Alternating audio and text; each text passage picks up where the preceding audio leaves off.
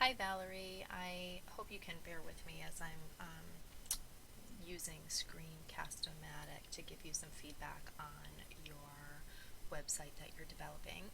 I thought it would be a nice way for me to talk through some of the things that are very strong and some of the things that I think you can improve upon. So I love um, the way that you have the website set up overall.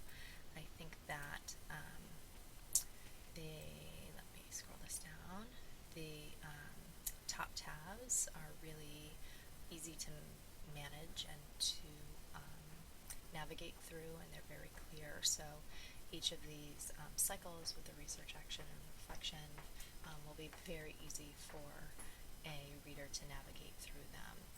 Um, and so when we begin to look at your home page, I love the title, Right in Time. I think that's very catchy, and I think that it encompasses your topic really well. One of the things that I do want you to do is to read it very carefully.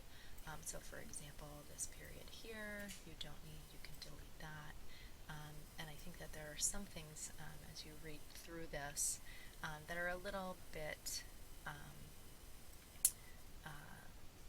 slangish. Let me see if I can find an example. I had one and I just lost it. Here, so I'm eager and excited to share this information with my students and teach them the incredible foundational tricks and tools of the trade that are written in these books. I'm not quite sure what you mean by tricks and tools of the trade. So like that's one example where you need to be a little bit more specific. You have to remember that you are writing to an audience beyond our class and with people who are not necessarily familiar with the Teachers College writing project's work. And so just to be as specific as possible what you mean by those things. The other thing is when, so like here, objectively, I read through the text produced by Lucy Calkins in the Teachers College. So I would just be specific again about, so Lucy has written many texts, and she's written some with members of the Teachers College Reading and Writing Project, and if it says that, be specific who her co-authors are, and then you need to use APA to cite them. So for example, I don't know if you're referring to the entire writing workshop units of study set. I don't know if you're referring to one specific book. And so you'll have the, like, so down here, I think that you're talking about the specific book launching the writer's workshop, and then you would put the year after it, and then here, kindergarten series. So are you looking at the entire series, or are you looking at one specific book, etc.? So just reread through this so that you can pick out those particulars and make those changes. So let me click on your school and classroom background. I love how it slides over. I think that's great. I'm just going to set this so that you can see it a little bit better. I don't think I can, yeah, oh, no, I can't widen it, but so I like how you began to describe the school. I would spell out New Jersey completely. When you say an urban suburban community, I'm not quite sure what that means, so explain that a little bit. Here, math, science, social studies, and English studies in English. I didn't know what you meant by English studies. Is that the name that they use for language arts? For literacy, again, be a little bit more specific. So when we talk about adapting the Teachers College reading and our writing workshop model, I would have a separate section where you could explain what that means. And so when I think of the Teachers College Writers Workshop model, I think about a mini lesson I think about independent reading time with conferring and small groups, or yeah, writing time. So independent writing and small groups. And then I also think about a share at the end. And so just be specific. It wouldn't be in this section, but here where you have school information and background, classroom, I would maybe add like a curriculum tab, um, or in cycle 1 in this research tab, be more specific. And that's where you can draw upon other, not just the Teachers College Writers Workshop, but where you can draw upon Writers Workshop in general. You could pull in the other authors that I know you've read as well. We want to make sure that you're providing enough background information on Writing Workshop as a whole, and all of the robust research that's out there. I think that you might also want to make sure that you look not just to books but to research articles as well. So then back to this, I'm trying to think if there was anything else in this part. I think that's fine the way that it is. Alright, so in cycle 1, let's look at research.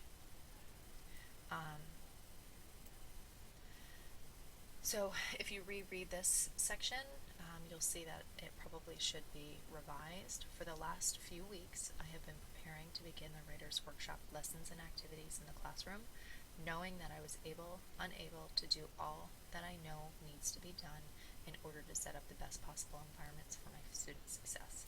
Okay, so I think this is a really, really long sentence that has a lot of information in it, and so then you begin to unpack it a little bit, but you want to be clear, you want to be succinct, and make sure you remember your audience, that it's people beyond the class and beyond our colleagues. Okay? So with the ability to teach 2 10-minute lessons a week and have the same amount of time for students to share and learn from their peers, with 30 minutes for the actual writing, 3 to 4 mornings a week, it was hard to see how I was able to teach all that should be taught in the small time allotted.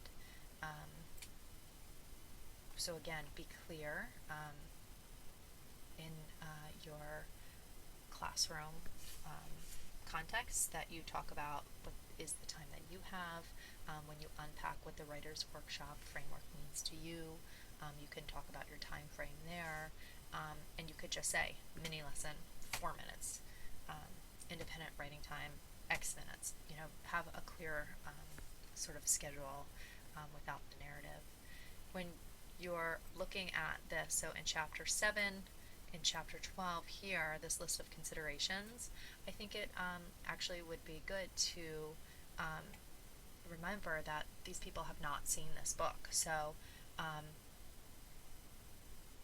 include the list of considerations, whether you scan it and put it in, or take a photo of it, or just create the table yourself.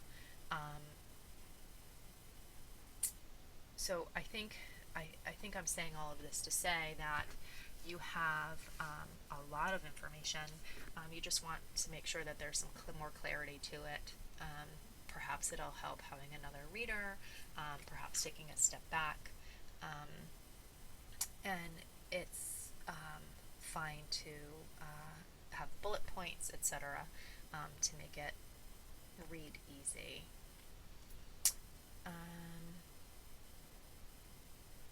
I think that your focal students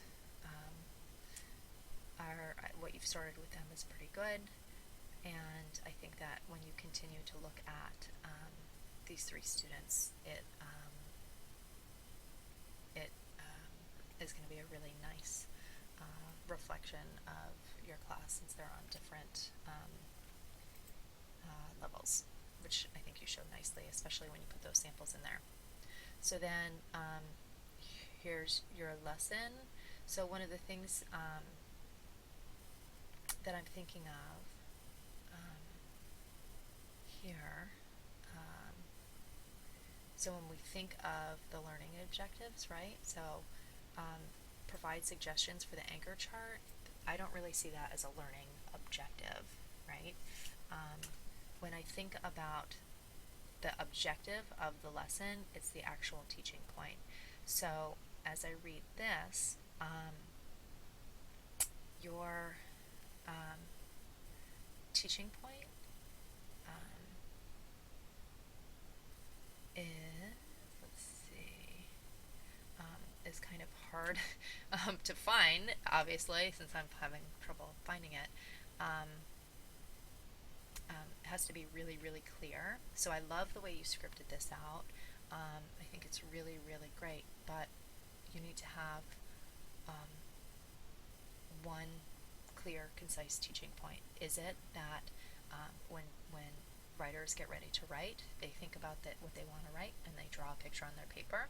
If that's what it is, use the same language in the connection, in the teach, in the active engagement, in the link, in the mid-workshop teaching point, wherever the teaching point is threaded through, and that's your learning objective. That students walk away with the knowledge that when a writer is thinking about things to write, they make a picture in their head, and they, or whatever it is. Just be very, very clear. Obviously, it's not clear since I can't just pull it out specifically. I think I've given you enough to sort of think about right now, so I'm going to stop, even though I haven't gotten into the reflection.